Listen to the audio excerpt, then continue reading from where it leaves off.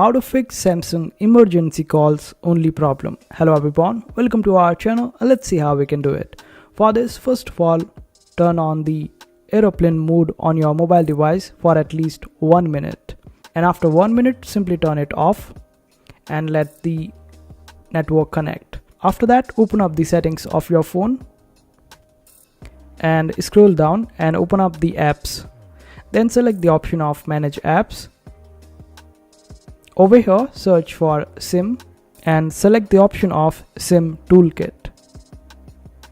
Now here, click on clear data and click on clear cache memory.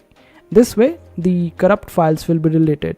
Now get back and search for network settings. You can also search for network mode, and if you have the SIM in your phone, you would be able to switch between 2G, 4G or 3G. Simply switch and after a while it should be working quite fine. So these are the 3 ways that you can try in order to solve this particular problem.